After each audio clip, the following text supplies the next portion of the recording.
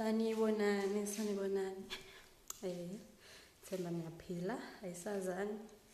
Cela ningamnaki ubuso bami obumbi. Kade ngihlaselwe yinduna kodwa-ke siyaphela manje. Phinde ngixolise-ke ukuhamba isikhathi eside ngingaphosti. Umuntu ugodukile njengoba nibona ngihleli karondo. Umuntu akazopholisa ikhanda shithe kancane.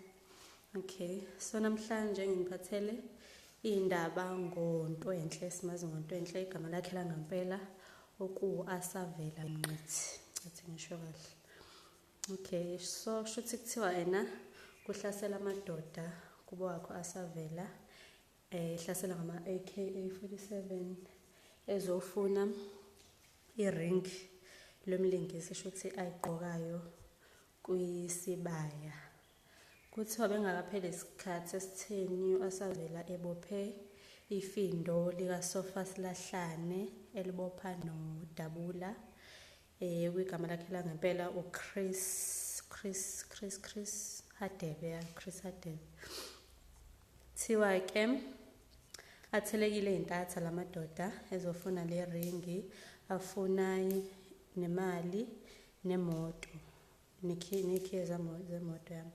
So ke noma engafunanga ukudalula Asavela uhlobo lwemoto ahamba ngalo, kodwa uma uya ekhasini lakhe la Instagram siyathola ukuthi uhamba ngonyanyavu lwaka Mercedes.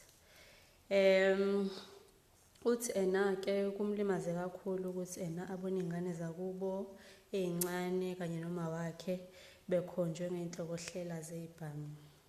Ibhlungu kakhulu ke lento eyenzekile because sonke siyazi ukuthi ena kusuke ku-act. Okay, kuyacaca ukuthi akuthina sonke ke esazi lokho, kodwa ke kuhlungu ukuthi umuntu ethe isebenzela ezama ukuphilisa umndeni wakhe egcine esehlaseleka ke kuzofunwa into engekho ngisho kuyena.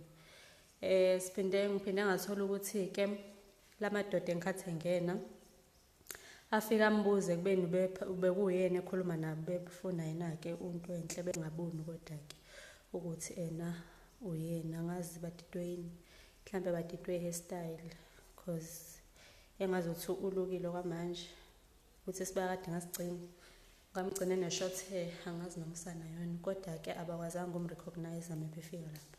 Sibonge-ke khona lokho ke, sibonge nokuthi baphephile, akekho limalile. Nemoto kuthiwa emva kwemizuzu ewu-10 igcine etholakele eMlazi kaSi. So siyabonga kakhulu ke, engathi wonke umuntu enga-understand ukuthi kusuke kungasiyo into yangempela, kusuke kudlalwa. Okay, ngiyabonga ukuthi nibuke. Cela ukuthi ningakhohlwa ukulike, ni-comment, ni-subscribe khona nizobona futhi mengiphinde ngaphosta enye ivideo ngelinye celebrity lethu lase South Africa. Ngiyabonga guys, bye.